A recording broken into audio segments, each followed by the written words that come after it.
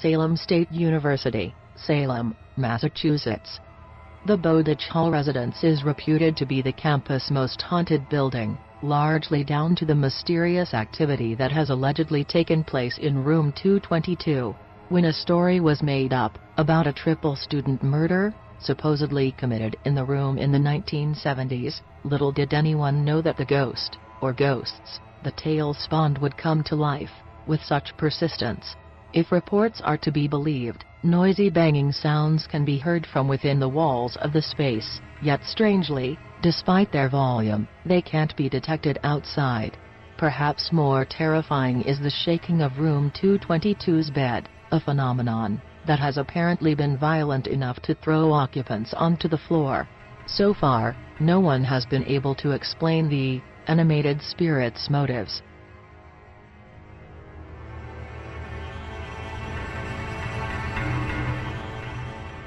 University of Southern Maine, Portland, Maine.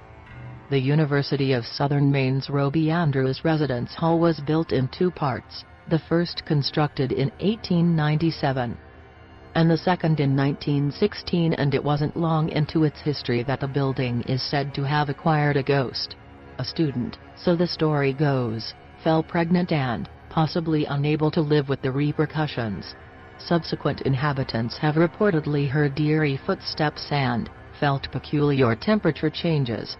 This may not just be down to the unfortunate girl, though, as some students believe that at least 4 other spirits reside in Roby Andrews.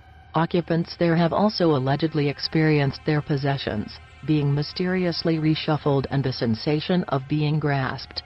Still, such uncanny goings-on haven't deterred the Portland dorm from arranging a full program of residence events, including the telling of ghost tales in the attic, where those eerie footsteps are supposed to have been detected.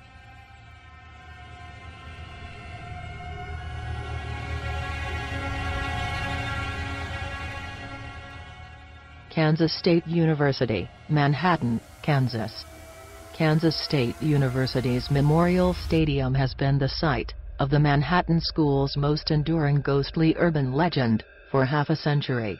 In the 1950s, the parents of a Kansas State student known only as Nick supposedly perished in an automobile accident on their way to see their son play a football game in the stadium. Meanwhile, Nick was on the receiving end of a brutal tackle during the game and died from his injuries in the stadium's refectory.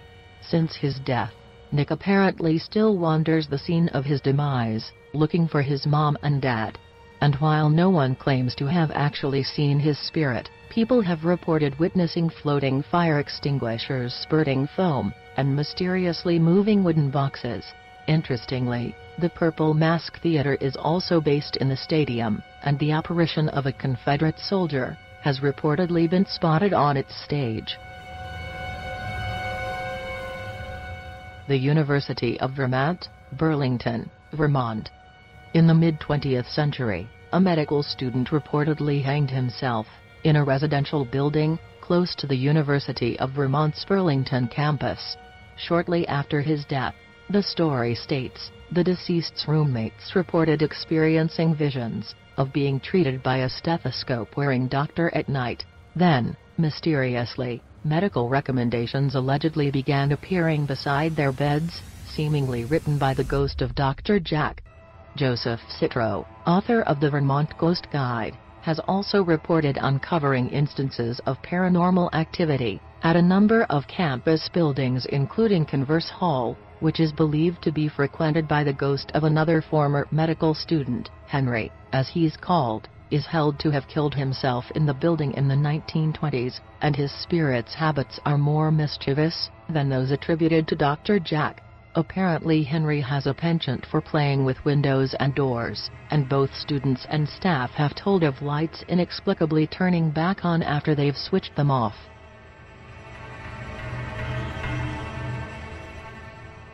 University of Tennessee, Knoxville. The McClung Museum of Natural History and Culture is located on the University of Tennessee System's Knoxville campus. Legend has it that the museum was constructed above a Native American cave, and that the previous inhabitants still wander its halls. Something altogether more terrifying, though, is said to occupy Hess Hall, built in 1962. The building was the scene of an apparent student suicide in the 1970s, and the deceased's tormented spirit can reportedly be heard shrieking even now. In 2010, one former student also described a vision he saw from his fraternity house in the late 1970s. "I looked out the window and saw an elderly lady walking down the street," Dr. Bill DeWeese explained to university publication Torchbearer. "Suddenly, this black bull comes charging up behind her and runs over the top of her. I called the packing house across the river, and was told no bovine had escaped." Iowa State University, Ames, Iowa. Originally constructed in 1927, Iowa State University's Freely Hall is perhaps the Ames School's scariest building. Indeed, one of its rooms has been nicknamed as Satan's Legion. In 2014, student Sterling Deloach told the Des Moines Register that a former resident once committed suicide in the creepily named room, adding that anybody who has subsequently moved in either dies or goes missing. Apparently, the situation became so bad that the room was permanently closed, though this may actually have been for fire safety reasons. Elsewhere on campus, Gold Star Hall, which was opened in 1928, and honors the memory of more than 500 alumni killed in military conflicts since the onset of World War I, has its own spooky history. Among the dearly departed was a solitary woman, home economics graduate, Hortense Elizabeth Wind, whose lonely ghost is said to roam the building, possibly searching for another female to chat to. Miami University, Oxford, Ohio. Helen Peabody, the former principal of the Western College for Women, was considered a severe woman. One of her notable gripes was men from neighboring Miami University soliciting the attentions of the young ladies attending the school. She presided over from 1855 to 1888. Following Peabody's death in 1905, the Oxford, Ohio Women-Only Institution's Seminary Hall was rechristened Peabody Hall in her honor.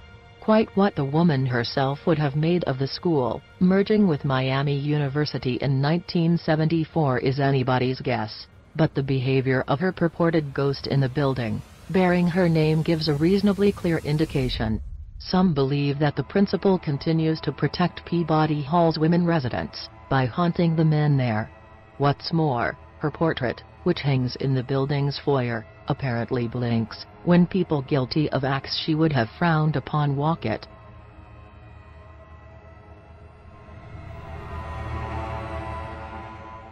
Texas State University, San Marcos, Texas.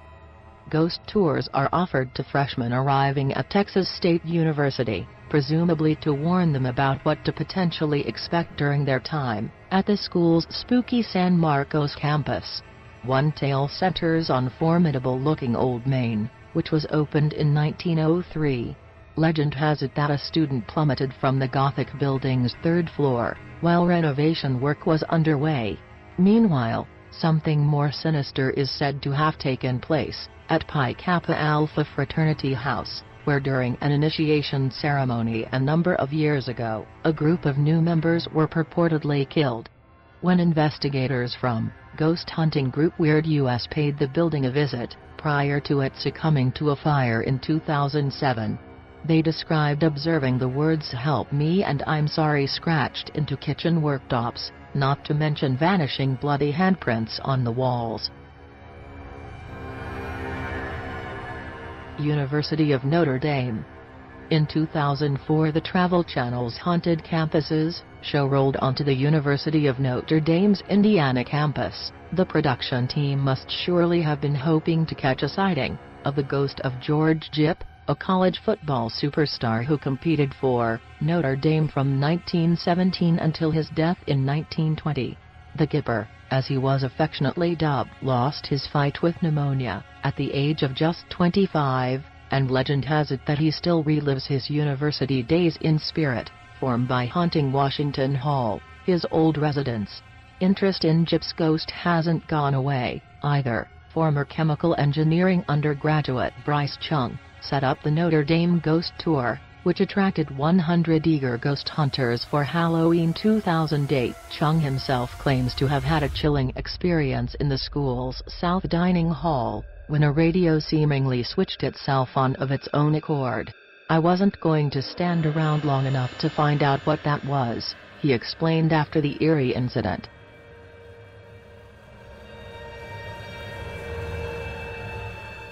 University of South Florida, Tampa, Florida. Former University of South Florida librarian Paul Camp is thought to have been fond of telling students about the spirit of a troubled young girl that supposedly haunts the Tampa school's library. An English student called Gottlieb is said to have worked on the library's 4th floor, but she reportedly took her own life towards the end of 1976.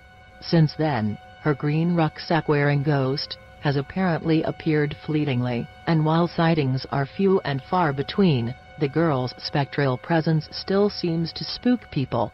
"You always get the eerie feeling you're being watched and get that paranoid sense of someone behind you, walking through the library," explained then psychology major A.S.A. Semp in 2010.